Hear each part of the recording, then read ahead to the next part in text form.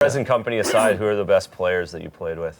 The best players I played with was Bobby Orr in the '76 Canada Cup, and Yeah. you know, no disrespect for Wayne Gretzky, but that era in the '70s when Bobby kind of just dominated that game as a defenseman, and you know what he did. Unfortunately, his career was so short because of his knee injuries. So I would say him, but obviously Wayne Gretzky, Guy Lafleur in his period of time for the Habs was remarkable. So. Yeah. Where's your vote? Who's your guy? Well, I would, yeah. But leading the witness. I'm saying you can't say Darryl. You want to Okay, well, that takes that little pressure off me. Yeah, you can't I was say going to Darryl. spit that right away. Brian Trottier, who great player. well,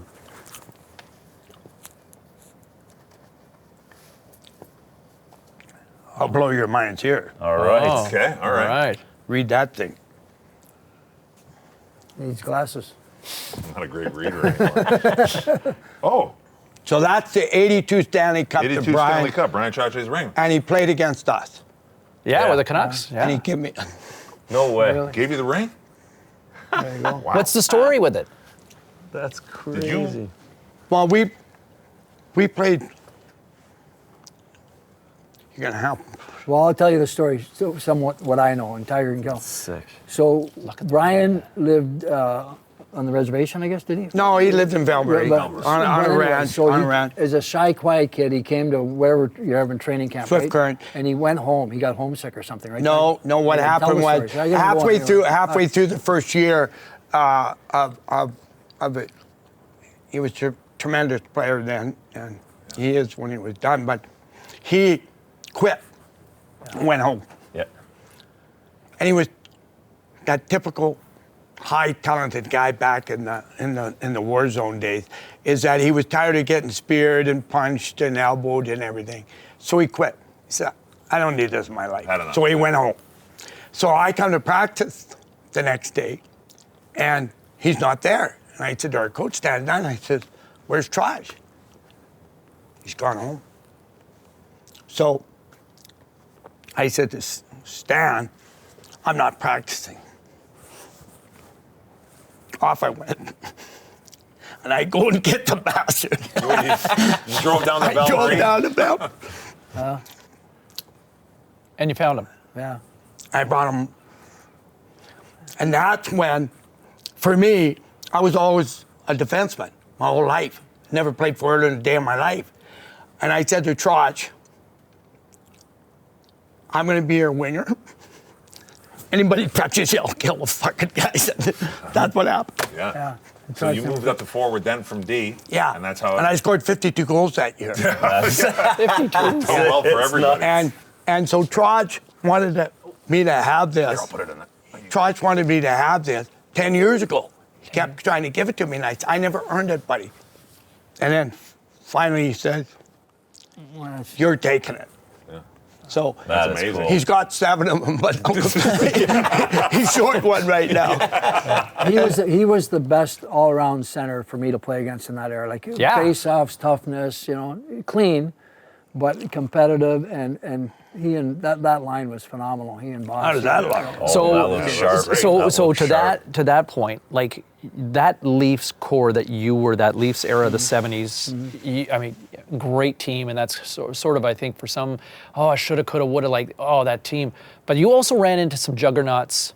At that, Montreal obviously is winning those 4 cups. Yeah. You got the Flyers who had just won those back-to-backs, and then you also got a taste of that Islanders in those early '80s of those 4 straight, like. Couple of wagons, as you would say, right? Well, and then after that, we had, being out in the West in Vancouver, and then we had the Oilers. Yeah, then you would have saw that And firsthand. that's just the way, good, smart organizations get the right guys, and they develop the players properly. But that Islander team, they had, you think of Bossy and Clark Gillies and Trottier, that one line, maybe the best line. It reminds me of the Lafleur shot Lemaire line, and the Sittler, McDonald, Thompson line, or Williams on the road. And so most people don't realize when I started playing with Darryl and Lanny, I played on the road because then some meathead couldn't interfere with my guys. Yeah. Yeah. And But at home, Arrow always played. So his 10-point night, Arrow was the guy that was out there. Thank goodness. And yeah. We wouldn't be talking about it. Yeah. So who was the best of those teams? Of those teams, that Philly group, those Habs of the 70s, or the Islanders? And the Habs won 4 in a row there. The Yeah. one season, they only lost like 8 games, Yeah. you know? Yeah. They had the 3 big guys in defense and Ken Dryden. Oh, and Dryden then was the depth. huge.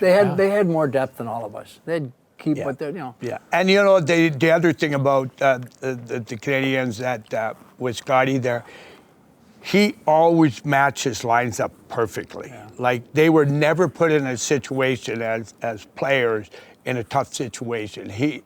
Scotty was smart enough to do it, and I ended up playing with Shuddy in L.A. So him and I used to talk about that. But they had everything. They had the D, they had the goalie, they had the forwards, and they had the coaching. You know, and if you ever, and I did when we were there, you know, I'd go and watch the way practice was run. Like Scotty hardly ever said a word. The guys just knew it, and those leaders just ran the show. And then he'd blow the whistle and might change the drill or something. But everything was their practice was geared to the game. You know, especially who you were playing against and everything. And they'd always match lines with these guys like, you know. Riseborough's line would always check the set. I was going to say, was it Riseborough that you had to match up with? Jarvis and Gainey. Or Gainey, I was going to say, yeah, Bob Yeah, Gainey. And you know, and Gainey could skate as well as anybody in the He was league. he was an original fitness freak from that time. But they, Hall Montreal of Famers. was a great organization, and you don't win these 4 in a row like all these teams that Montreal did and the Islanders do and Edmonton do without your best players being the best every game and every shift. Yeah. And that's what a lot of players today don't realize. If you're supposed to be the best player in this city of Toronto, then show us you're the best.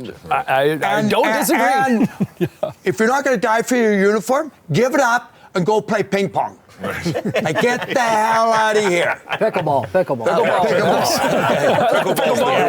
Tommy's playing pickleball now, yeah. No. And, you know, Well said. you talked about great players. How many great players they've been? You know, as a kid, Gordy being a Saskatchewan boy, he was my man my whole life, and the team I always cheered for.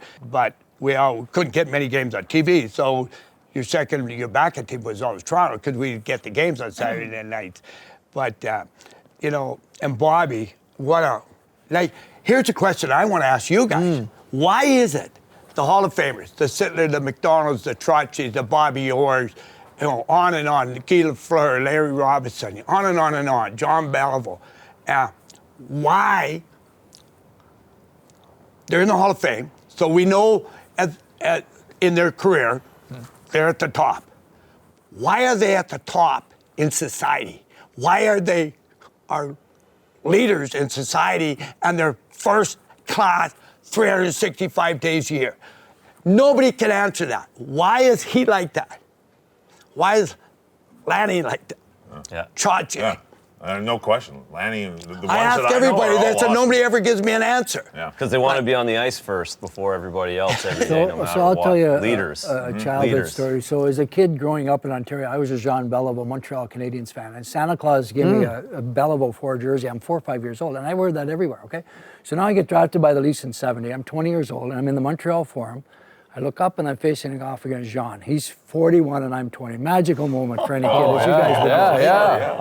So now I have a successful career. 89, I get elected to the Hall of Fame. So I'm 39 now. Now I get to meet Jean Beliveau at another level, but still had that little admired boy feeling in me. Still Jean Beliveau, yeah. Around. You know, I meet him at the Hall of Fame. So where I'm going with this, but my wife died of colon cancer in 2001, and I lived over in East Amherst, New York. The morning of her funeral, my phone rings, and I pick it up. Darryl, it's Mr. Jean Beliveau. I want you to know I'm thinking of you in your most difficult day of your life. Yeah. And he went and found my number through somebody so he could pass that to me. So Jean Beliveau, if you go into my home, even though I'm the Leaf guy, his picture sits there along with Terry Fox, great Canadian. Yeah, and they're my heroes and idols. And we can all learn from all of them and what they are, their humility, their character, and all that sort of stuff. So I think that's what Tiger's saying about these other guys. It's special, you know? It is so special that, especially in the game of hockey, our big dogs are such great people. It's amazing. It's friggin' amazing. Yeah. And, you know, I can't comment about the other sports, but in our sport, you want first-class guys, you go check out the Hall of Famers because they're bomb-proof, that group. Yeah.